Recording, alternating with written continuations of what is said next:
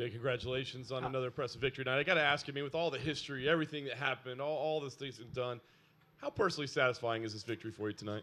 Oh, it's good, man. No matter who it is, getting out there and getting your hand raised is very satisfying. So, yeah, but a little extra, a little extra back there, just kind of, it's done. Close that chapter. Nice. It was obvious after you heard him the first time that he never really fully recovered, but, I mean, he was in there for a while, and you were going full speed for quite a long time. I mean, was there ever any part of your head that said, I got to back off the throttle a little bit, we could be going 2, 3, 4, 5? I'm in too good a shape to let off the throttle, He's not going to be able to recover.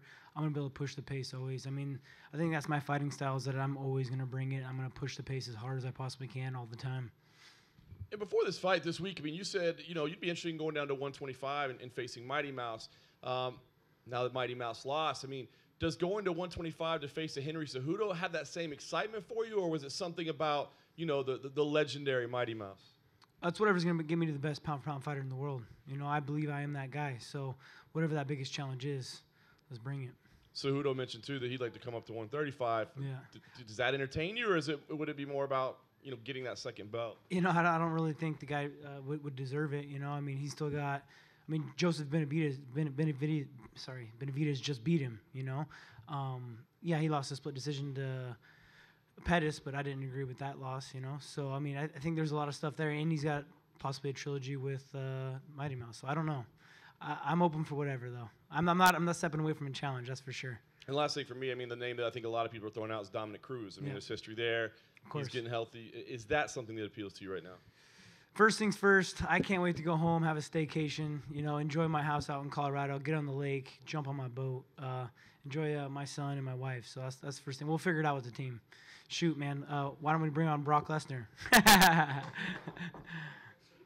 Stipe's looking for a fight. Do you got any interest in it?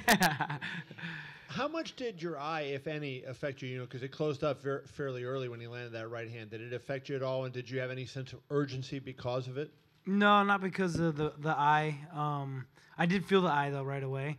But I can get flicked by someone, and for whatever reason I bruise, I cut easy.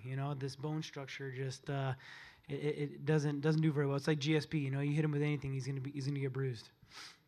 Do you feel like, Cody seems like, he has such intense dislike for you, and the fact that does that work against him? Like, if you're so angry that it takes up some oxygen and maybe works against you where, if you're a little more relaxed, you were almost taunting him, so you're more relaxed and he's angry. Do you think that worked against him in a way? I don't think that had to play a factor with anything. I think just he has some technical problems that he needs to fix, and I really don't believe he's got a chin. He plays a dangerous game. He likes to get in there and slug it. I worked a lot with my boxing in this camp. I worked with Hoyle Diaz's gym out in Indio. I did a lot of boxing, tried to sit on my punches a lot. Worked a lot with Dwayne on that right hook when Cody was coming in. We were planning on him throwing a right hand. And every time he throws his right hand, he drops his left. He's looking to throw a left hook. He's fast, right? He throws a big left hand, but he drops it to his pocket. So we were just planning on timing it. I got a great coach that game plans with me and just timing that as he comes in and kind of let some of the technique go out the window and just be mean, I was going to ask you about his chin. Did you have any occasion, did you find from sparring with him, did you say, hey, this guy has a weak chin, or was it just when you fought him in the fights? When I fought him my last fight, wasn't anything in sparring. Cody was coming into the team as I was leaving, so we didn't really get to work out as much as has been in the media, It was more when I hit him in that first fight with my foot and I dropped him with that left kick. I didn't feel like that left kick had anything on it, but it affected him. TJ, congratulations. I appreciate it. Yeah. Hey, I know, when you get off this boat on your vacation, you're probably going to start thinking about that next opponent. And the thing is that, Henry Cejudo, I think, has a pretty good chance to really capture a pretty large fan base. Yeah. And the fact that you both, are from Southern California, is that, at the end of the day, don't you think about the finances of the fight now, considering where you are? And is he the more attractive opponent than Cruz at this point, potentially? We'll see. We'll see how it all comes together. That's absolutely something you go through your head. I want to be a sportsman. I want to continue to just be the baddest man I can. But, yeah, man, it definitely goes through your head on who you're going to fight and who's going to cause the most attention. So I'm up for, like I said, I'm up for whatever challenge, bring it. You were lighting him up in that finishing sequence. At any point were you like, hey, Herb, can we finish this? Because it seemed like he was getting messed up pretty good. Yeah, he wasn't recovered from the first drop, and he got back to his feet. But I wasn't going to let off. There's no way. I'm too mean. I'm gonna go until I win. And I didn't have a problem giving him a little extra too. That knee was definitely a pretty hard knee. I felt that one, and that one finished him off.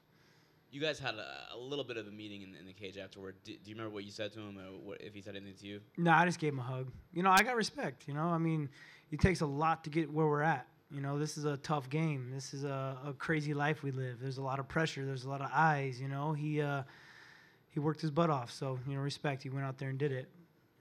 Do you think this is finally over between the two of you? This whole feud, this whole rivalry. I said I was going to ruin his career at 35s. I'm here to stay. I'm the king at 135s. I don't plan on seeing him again. Last thing for me, were you surprised that Cejudo beat Johnson? And I don't know how much or any of that you could watch, but were you surprised? I watched a little bit of it. It was hard. I was getting ready, hitting mitts with Dwayne and getting ready back there. But I saw a little bit of it here and there, and it I don't know. It didn't look like the same Demetrius Johnson, Cejudo looked good. And I knew that Cejudo was going to be a better fighter coming in the second time. He looked good against Joseph, but Joseph was able to get that victory. But he was a better fighter, He came out and used his wrestling, got on top. But I don't know. It kind of seemed like a little bit of a lackluster fight. I didn't seem like the same Demetrius Johnson. And you still didn't get to show off that jiu-jitsu yet that you were talking about, TJ. But. I know. I was talking about that with my coach after I dropped him the first time, and I had like that backside control. I should have put the hooks in, but, I was too happy punching him. Well, that's, 2 times in a row you finish him emphatically and violently after taking his best shot. You had your time where you had to be patient and wait your turn. You could argue that you beat Dominic Cruz, very close fight there. Dana said you're in the conversation and very much in the running to talk about being the best champion ever in this division. Yeah. And you talked about being pound for pound best in the world. Absolutely. What do those things mean to you right now after that humility and that time you had to spend after the Cruz fight to get back to the top of the mountain? Sounds great, man. I worked my butt off to be here. I always fought the best. I always fought the toughest guys. When I lost that decision that I didn't agree with, I was fighting the #1 contenders, John Lineker, Sinsao.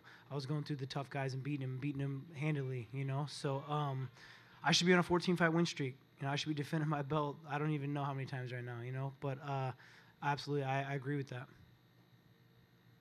TJ, my congratulations. Thank you. Yeah, I have 2 questions. First one, you looked very, very confident on the open workout and the conference and before the fight. Where this confidence coming from? And the second question is what you were doing different in this fight comparing to the first one. The confidence comes from how hard I train. And I train harder and smarter than anybody out here. I have the training lab in Anaheim, California with Sam Calavita that pushes me to the extreme. Not only how hard we go, but the science behind it. The guy's a very smart guy, and that's why I decided to move myself down there. As well as I have the greatest coach in the world. Dwayne Ludwig, not only how great he is, but he's willing to sacrifice and travel out and travel every week to train with me, So I have the best team in the world. I got Juan Archuleta pushing me. I got Cub Swanson. We have a great gym, the training lab. And what I did differently is that I completely tried to switch it up on him. I can be a different fighter every fight.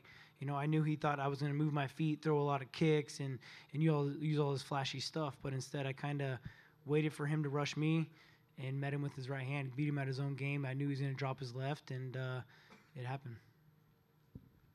Hey, TJ, you and Dominic Cruz, obviously 1 and 1A. It's inexplicably linked seemingly for the rest of your careers. Now, tonight you came out and, I'm the best 135-pounder there ever was.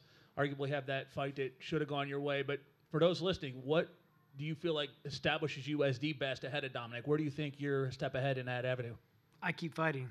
I'm not on the couch. I'm not behind the desk hurt. I'm out here fighting. I'm performing. I'm fighting the best in the world. Anybody else? Good? I appreciate it, guys. Thank you.